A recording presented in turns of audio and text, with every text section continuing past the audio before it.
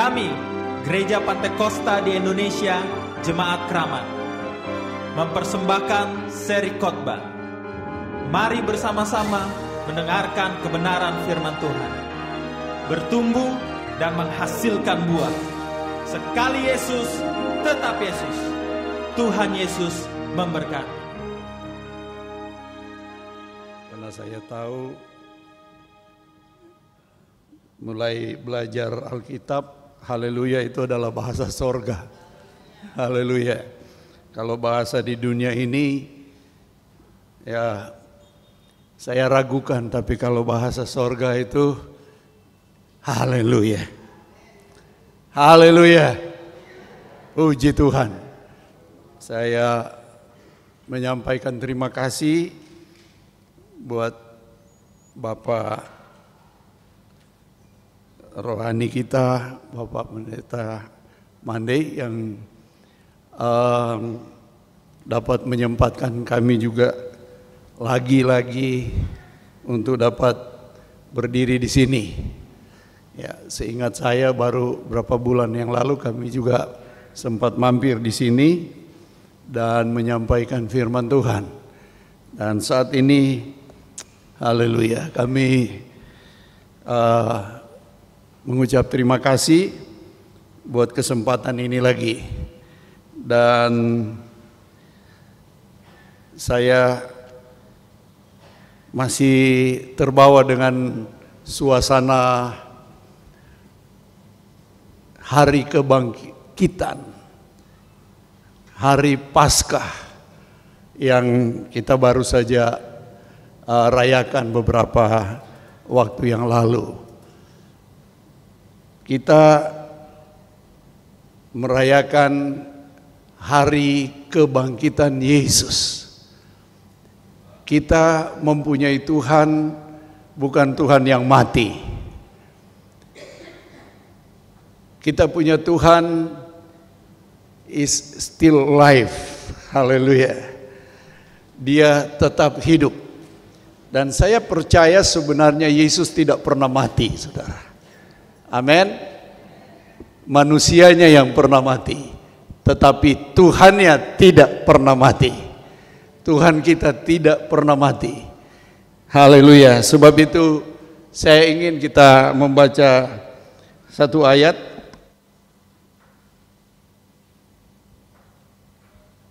di dalam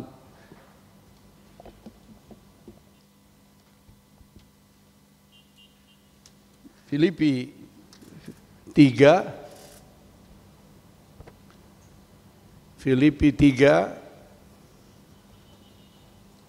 ayat 10 bagian A. Haleluya. Filipi 3 ayat 10 bagian A. Saya mau bacakan buat saudara. Filipi 3 ayat 10 bunyinya begini. Yang ku kehendaki ialah mengenal Dia dan kuasa kebangkitannya. Haleluya. Yang ku kehendaki ialah mengenal Dia. Dia di sini huruf besar berarti Yesus. Ini yang ditulis oleh Rasul Paulus oleh ilhaman kuasa Roh Kudus. Dia menuliskan ayat ini, kerinduannya yang ku kehendaki ialah mengenal Dia atau mengenal Yesus. Tidak titik di sini, tapi ada kata sambungnya dan, haleluya, kuasa kebangkitannya. Puji Tuhan. Kita bersyukur kepada Tuhan bahwa kita ini, seberapa banyak kita ada di tempat ini, kita sudah mengenal Yesus. Kok nggak ada haleluya? Kita sudah mengenal Yesus. Amin. Haleluya. Tapi di sini bukan titik, saudara. Karena banyak orang Kristen yang cukup mengenal Yesus. Sama dengan banyak orang Amerika mengenal Obama. Tapi nggak pernah ketemu Obama. Cuma ketemu di TV saja. Begitu juga banyak orang Kristen yang mengenal Yesus. Kalau ditanya, kamu kenal Tuhan, kamu orang Kristen? Ya. Hanya sampai di mengenal Yesus. Tapi Paulus berbeda, saudara. Dia punya kehendak, dia punya kerinduan supaya dia mengenal Yesus dan haleluya. Ini yang berat, saudara. Dan kuasa kebangkitannya. Haleluya. Saudara sudah mengenal Yesus. Dan apakah dalam pengalaman kita mengenal Yesus, apakah kita juga sudah mengenal kuasa kebangkitannya? Haleluya. Kita punya moto gereja, yaitu kobarkanlah api Pantekosta. Haleluya. Satu saat kami bikin Bible Camp di daerah East Coast Amerika, lalu bikin kaos, ditulis kobarkanlah terus api Pantekosta. Tetapi karena yang cetak ini, yang bikin kaos ini adalah seorang anak dari pendeta, tapi sudah lama dari kecil, ya, lahir di sana, lalu besar di sana, sekolah di sana, dan jarang bergaul dengan orang Indonesia. Lalu dia cetak itu bukan kobarkan terus api Pantekosta, tetapi dia tulis korbankan terus api Pantekosta. Waktu kami pakai, ada orang bilang, "Om, coba lihat, baca dulu itu." Apa? Saya nggak nge, saudara, main pakai saja. Korbankan terus api Pantekosta. Wah, repot ini. Tapi puji Tuhan, Tuhan kasih saya hikmat. Haleluya. Oh, ini maksudnya bukan hanya kobarkan, tapi orang Pantekosta harus tahu berkorban. Haleluya. Jadi kalau orang yang punya api Pantekosta, kalau orang yang punya kuasa kebangkitan, bukan hanya sekedar mengenal Yesus, tapi juga suka berkorban. Halo. Haleluya. Ya. Kalau kita hanya nama gereja Pantekosta lalu tidak tahu berkorban, wah. Kami di Amerika, saudara, ya Om Hani tahu sekali kami mulainya bagaimana di Amerika, ya, 25 tahun yang lalu. Haleluya. Mulai turun di Amerika nggak ada yang jemput, belum tahu siapa-siapa, nggak seperti sekarang. Kalau pendeta dari Indonesia pergi, lalu terlambat jemput, sudah ngomel-ngomel. Ya. Tapi waktu kami tiba, tidak ada yang jemput. Yang jemput saudara kita orang hitam 2 besar, bukan datang dengan menyodorkan makanan, tapi dengan pistol 2 kiri kanan. Tapi puji Tuhan, karena Tuhan kita adalah Tuhan yang hidup. Haleluya. Kami luput dari kedua orang ini. Saudara, kami mulai melayani Tuhan di Amerika dengan modal orang Indonesia bilang modal dengkul, dan memang itu adalah modal Pantekosta. Ya, waktu kami berangkat, waktu sudah dapat visa 25 tahun lalu, selesai kami menghadap Bapak Om Andei, ditantang, Ngana suka pi Amerika? Saya bilang, oh suka, haleluya. Sedang suruh ke Kalimantan, oke, apalagi ke Amerika. Sudah urus visa, iya. Setelah dapat visa, haleluya. Modalnya berangkat adalah modal dengkul, haleluya. Puji Tuhan, dan memang Pantekosta itu heranlah, haleluya.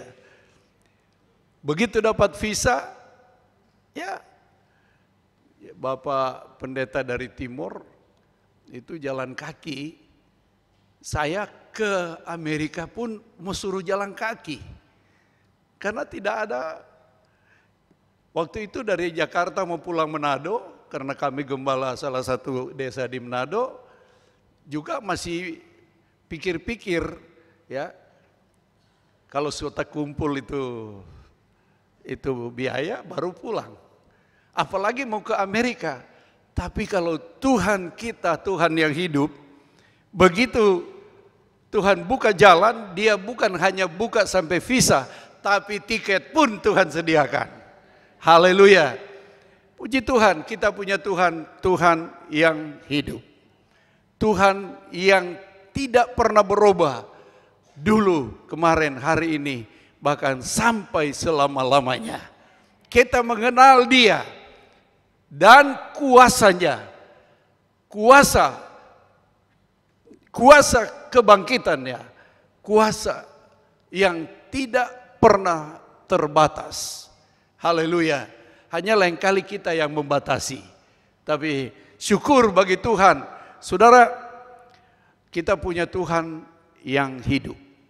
Bukan Tuhan yang ada di kuburan, bukan Tuhan yang ada di langit yang disembah oleh sebagian negara, yaitu matahari, ya.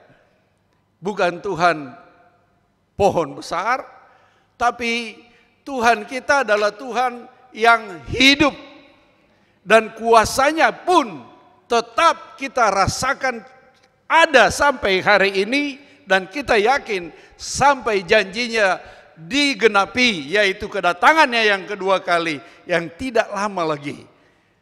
Kita tetap hidup. Kematian tidak membatasi kita karena Dia hidup. Karena Dia hidup, firman Tuhan katakan kita pun hidup. Haleluya. Haleluya. Dan kehidupan, kuasa kehidupan itu tidak dibatasi oleh tembok, tidak dibatasi oleh waktu, tidak dibatasi oleh api sekalipun. Pada waktu Yesus bangkit, ada murid yang kurang percaya. Saudara tahu siapa dia? Mudah-mudahan nggak ada namanya di sini. Thomas, ya. Dia bilang, kalau saya belum tusukkan tangan saya di telapak tangannya Yesus, saya belum percaya. Baru selesai dia bicara begitu, mendadak karena ruangan tertutup semua. Ya, saudara tahu itu dalam Alkitab, kita nggak usah baca. Mendadak Yesus tembus dari tembok. Tidak lewat pintu, tidak perlu buka pintu, tidak perlu ketok pintu. Mendadak Yesus nampak di tengah-tengah murid-murid. Saudara, mungkin kalau saya si Thomas, ya, bukan hanya katakan saya percaya, tapi saya tiarap datang. Yesus bilang, Thomas, mari, cucu. Dia bilang, enggak Tuhan, aku percaya bahwa Engkau adalah Yesus yang hidup. Haleluya. Kuasa kebangkitan tidak dapat dihalangi oleh tembok, oleh kuburan. Saya katakan tadi, Yesus tidak pernah mati. Amin. Kuasanya tidak pernah mati. Kuasanya hidup. Sebab itu kuburan tidak mampu menahan dia. Dia hidup. Haleluya. Alkitab katakan waktu dia dikubur, dia turun sampai ke dasar bumi. Haleluya. Dia bukan mati lalu jadi kerangka, tidak. Tapi dia hidup. Saya bersyukur saya punya Tuhan yang hidup. Bukan Tuhan yang mati. Dan kehidupannya, kuasa kehidupannya kami alami dalam pelayanan kami. Haleluya.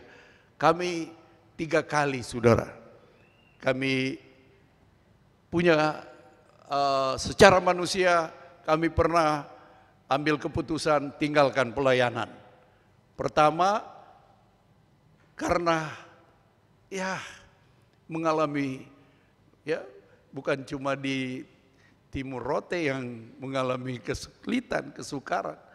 Kami pun sering, saudara, waktu itu baru 1 tahun kami di sana. Saya punya istri kalau belanja, saudara, selalu dia berhitung. Malumlah ibu-ibu ya. Kalau mau belanja, ini belum belanja baju saudara. Belanja rempah-rempah. Dia lihat itu daun bawang. 3 daun itu 3 batang ya. 3 batang $3. Dia hitung, waktu itu baru 7.000 $1. $3 21.000. Duh, kalau di Manado cuma minta di sebelah atau ada tanam di belakang, atau kalau toh pergi di pasar 21.000 waktu itu bisa dapat 1 gerobak. Ini akhirnya keputusan torang pulang Jo. Saya bilang, ya kalau mau pulang terserah, tapi tanggung jawab ya kalau Tuhan marah. Saya katakan, ini dia di sini jadi saya berani bilang. Saya bilang serahkan. Oke. Ambil keputusan. Waktu itu ada satu pendeta dari Manado waktu itu. Ya. Kami lagi ngobrol pagi itu. Mendadak saudara, apa yang terjadi? Kompor kami di dapur menyala. Wah, dia punya menyala seperti ada semprotan api. Wah, kami bingung. Ini pendeta satu, dia lari ke kamar. Saudara, dia ambil handuk-handuk, dia celup di air, lalu dia lempar ke kompor. Waktu dia lempar ke kompor, itu api malah lebih kencang dia nyemprot. Nah, itu bukan gas, itu listrik, kompor listrik, saudara. Malah lebih besar dia menyemprot, karena ketutup sebagian, nyalanya lebih nyemprot. Saya cepat lari, merayap, karena saya tahu di sana ada pemadam. Waktu saya merayap di bawah api, saya ambil pemadam, langsung saya buka. Pemadamnya nggak keluar apa-apa, rupanya sudah expire. Tapi apa yang terjadi? Rupanya saya punya sesadar. Dia keluar, dia ambil tanah, segumpal tanah, dalam nama Yesus dia lempar ke situ, langsung mati apinya. Aneh, saudara. Saya percaya bukan karena itu tanah, tetapi karena dia minta ampun Pak Tuhan. Nggak jadi pulang. Haleluya. Waktu itu saya punya anak, telepon 911, itu pemadam kebakaran jawab, semua harus keluar. Nah, pemadam kebakaran itu hanya kira-kira dari rumah itu cuman ada 2-3 menit, saudara. Tapi heran, mereka belum tiba, api sudah mati. Tapi di dalam rumah sudah penuh dengan asap hitam. Waktu kami keluar, kami sadar bahwa kami seperti monyet semua, hitam semua, karena itu asap. Waktu kami keluar, baru datang itu pemadam. Mereka katakan, "Loh, apa yang terjadi? Kenapa kamu sudah begini?" "Ya, api sudah mati," kami bilang. "Apa?" Mereka masuk semua, mereka bawa blower. Setelah asap dikasih keluar, mereka kaget lihat itu kompor yang dari besi, ya, kompor di sana kan sudah meleleh, saudara. Dinding dari triplex itu atau apa, ya, dan samping daripada kompor itu ada ya kas, meja apa semua itu dari kayu. Tapi anehnya kayu ini nggak ada yang terbakar sedikit pun. Sedangkan kompor yang dari besi atau kaleng sudah meleleh, sudah ciut ke bawah. Luar biasa, saudara. Yesus hidup. Yesus hidup. Yesus hidup. Kuasa kebangkitannya ada. Haleluya. Saudara, kuasa kebangkitan Yesus bukan hanya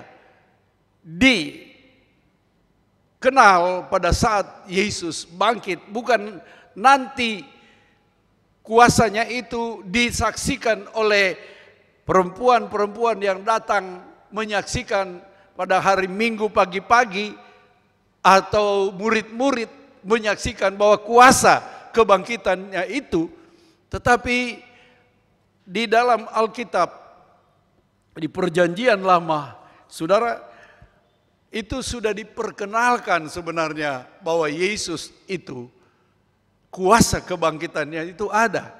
Sebab kuasa kebangkitan itu mampu mengalahkan segala situasi yang ada. Apapun yang kita hadapi, seperti apa yang dikatakan oleh Bapak Pendeta tadi, bahwa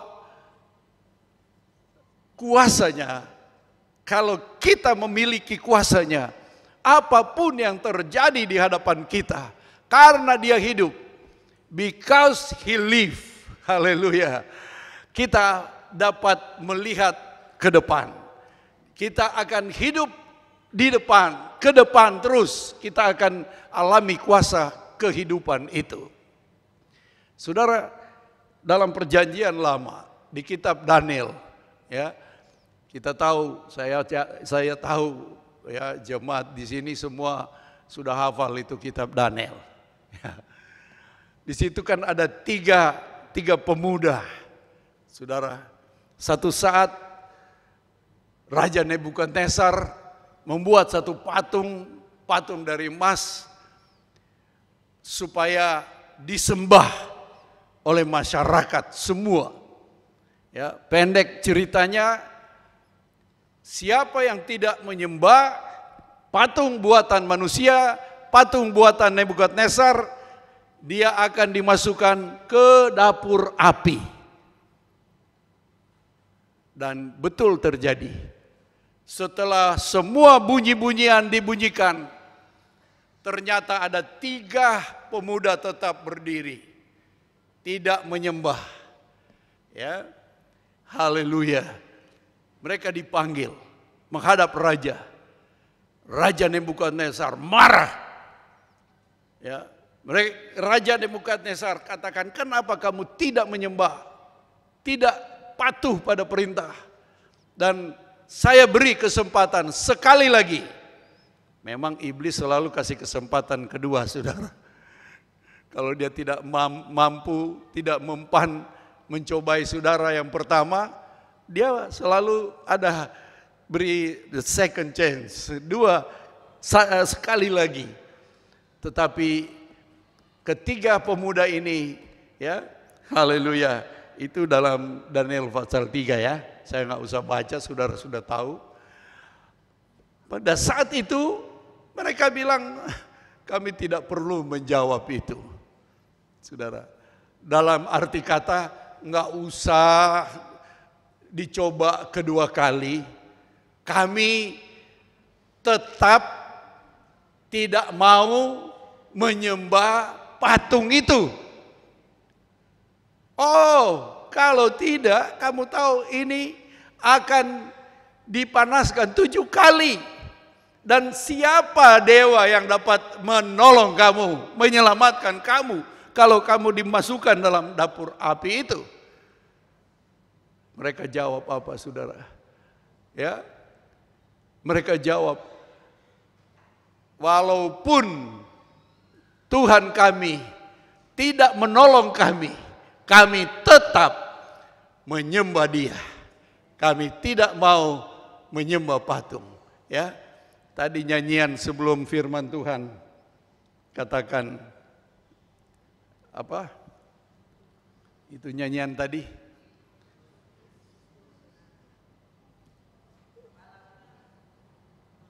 Bagaimana itu nyanyian tadi?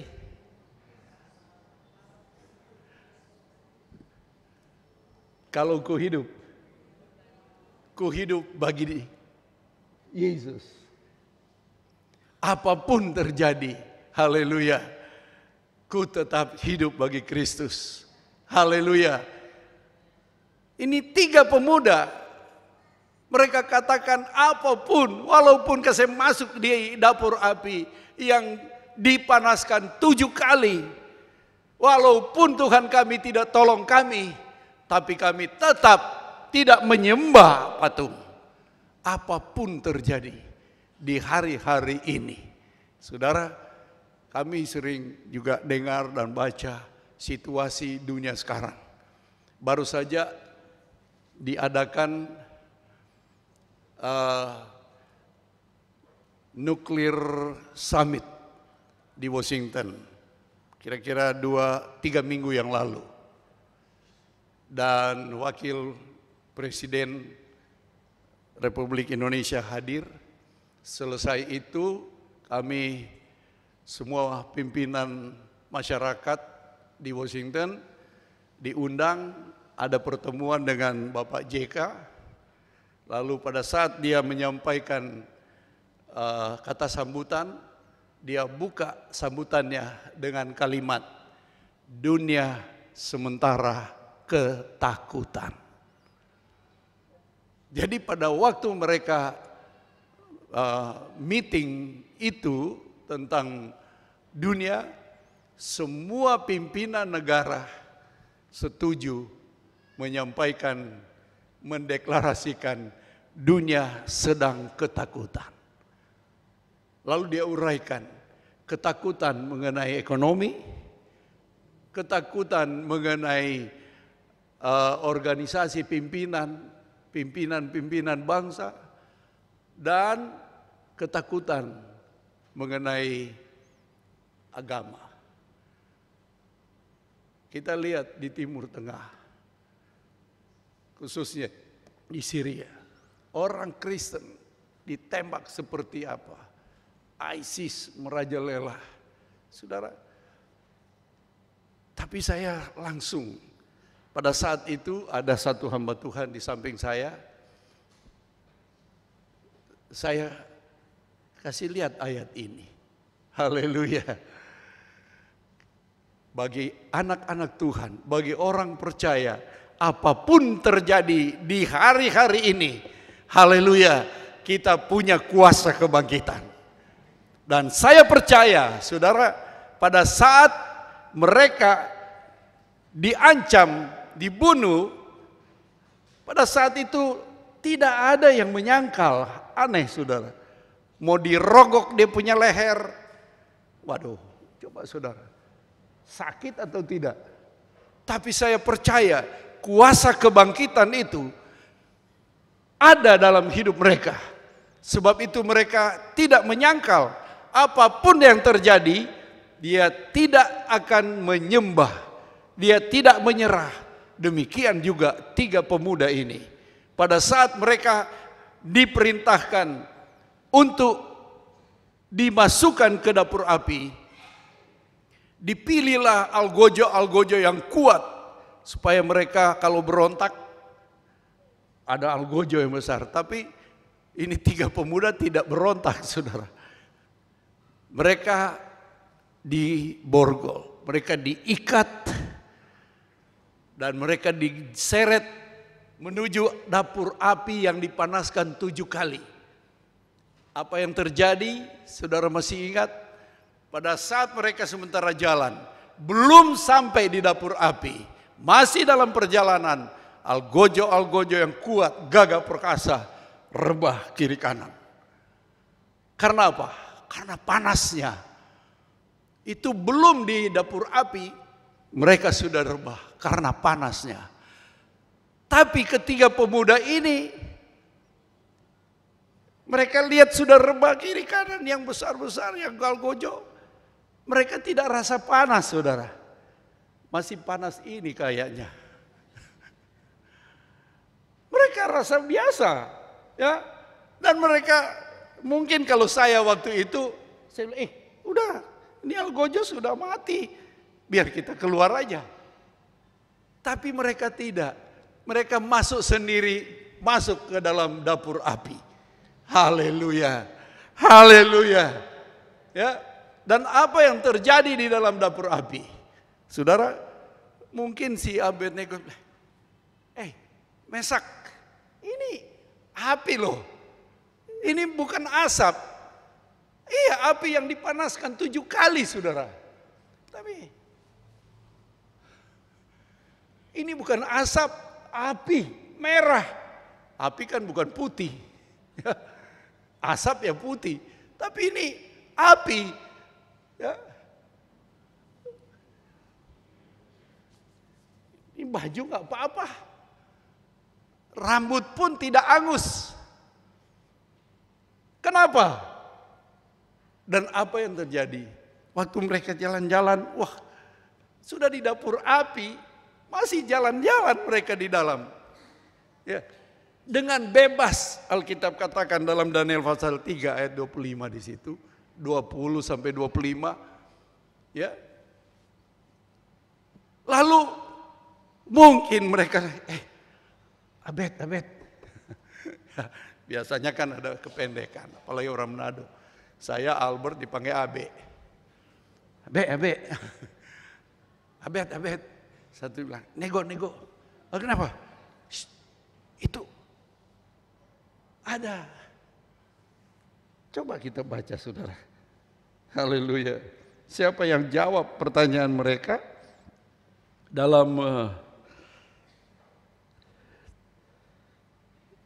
Daniel saja tadi, Daniel pasalnya yang ketiga, ayat 25.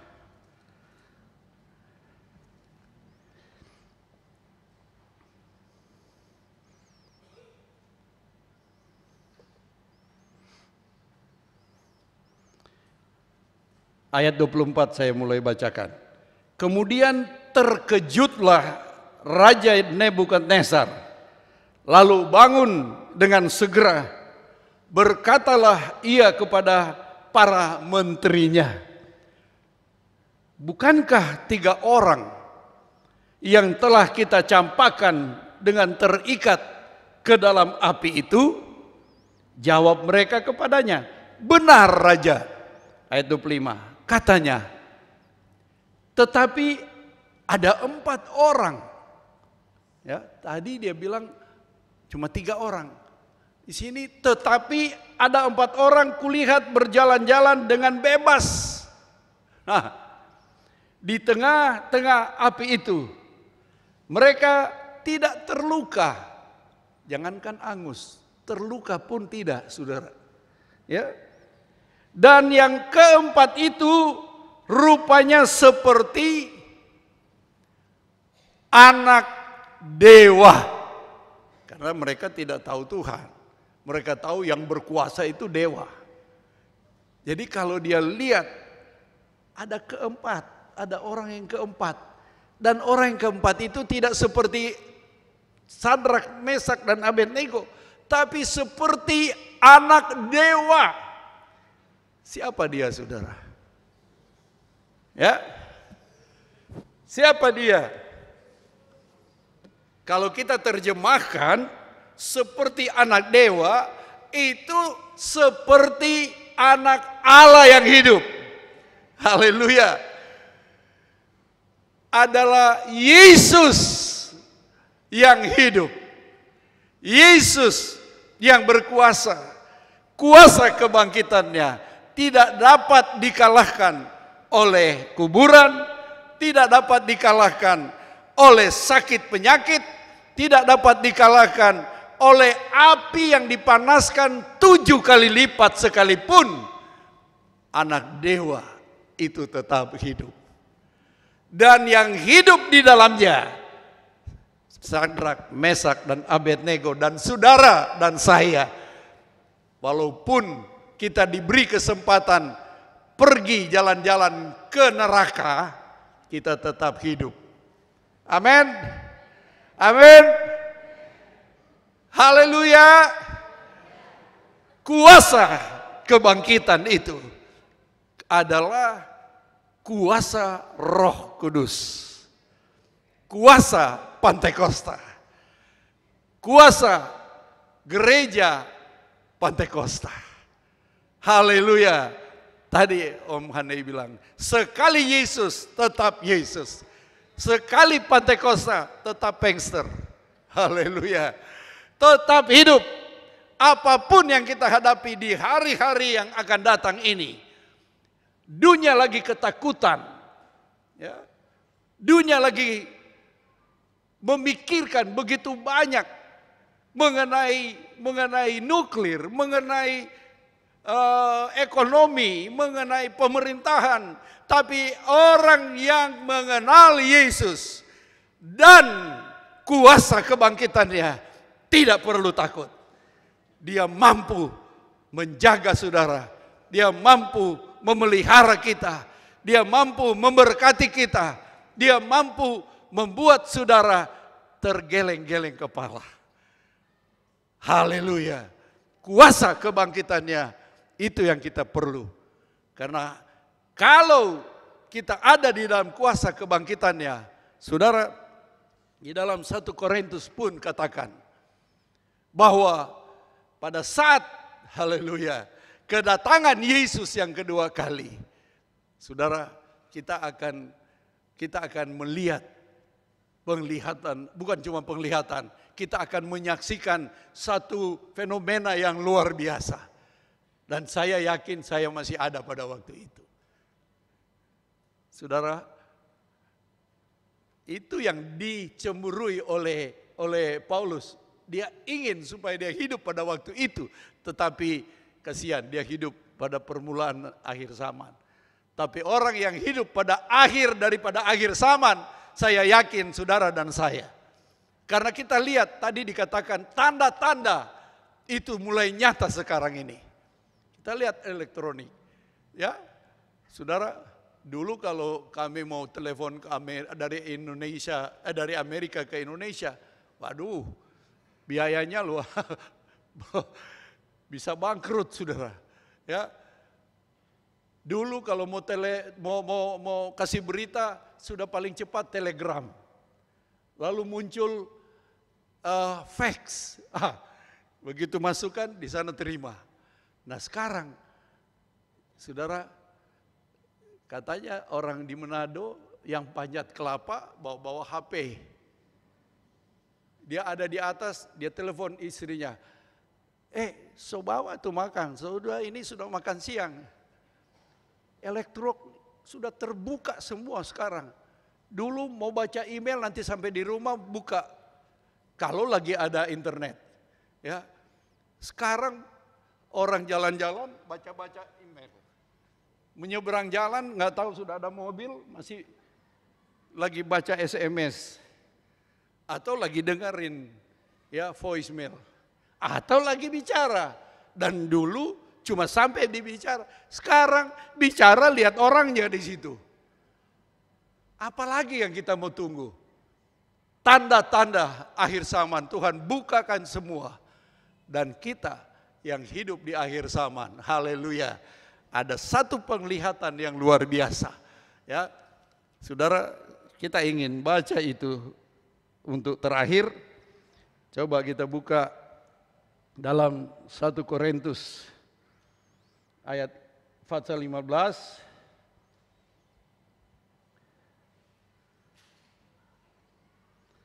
Kita baca saja ayat 52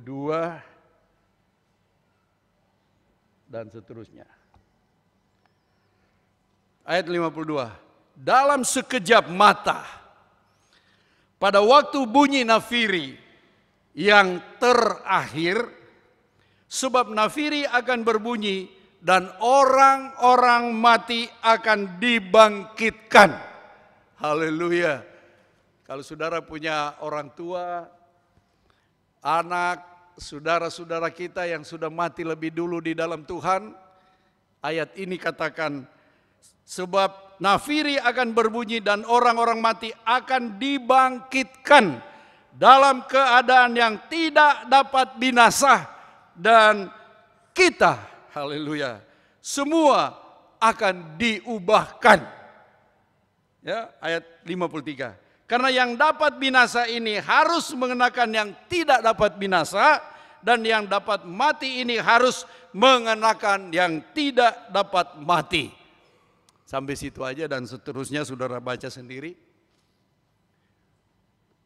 Kuasa kebangkitan itu nanti ada bagi mereka yang sudah mendahului kita.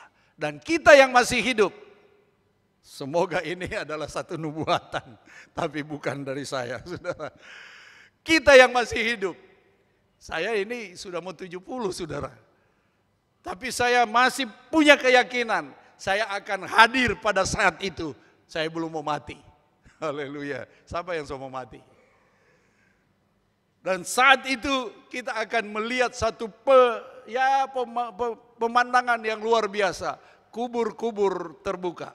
Karena kita nggak akan lebih dulu naik ke sorga, tapi kita mau lihat dulu mereka yang mati di dalam Tuhan, mereka akan bangkit. Kuasa kebangkitan ada pada mereka. Haleluya. Mereka akan bangkit. Ya, apalagi yang rumahnya dekat kuburan. Kalau di Manado orang tinggal nggak mau dekat-dekat kuburan. Tapi ada juga yang karena dia orang tahu orang tuanya mati di dalam Tuhan, apalagi pendeta, apalagi dia pioner di situ, oh mati kubur di muka gereja. Haleluya. Urus izin, kubur di muka rumah, pastori, supaya pada saat kebangkitan jemaat lihat dulu itu Bapak Pendeta Sobat diri lebih dulu. Haleluya. Bangkit. Wah. Dan pada saat itu, setelah kita lihat mereka bangkit, kita tidak sadar di saat itu seperti tutup mata dan buka, kita pun sudah diubahkan. Haleluya. Oh, haleluya. Saudara mau mengenal Yesus dan kuasa kebangkitannya? Haleluya. Kita akan mengenakan sama-sama dulu. Sekarang kita punya hidup ini daging, ya daging ini, ya yang bisa mati diubahkan. Kita akan mengenakan tubuh yang tidak bisa binasa lagi. Haleluya. Inilah yang dikehendaki oleh Paulus dan dikehendaki saudara dan saya. Bukan hanya mengenal dia, tetapi juga mengenal kuasa Pantekostanya, kuasa berkorbannya, haleluya, kuasa kebangkitannya. Dan kita bersama-sama dia, haleluya, mewarisi kerajaan sorga yang sudah disediakan. Sekian firman Allah. Saya kembalikan kepada haleluya.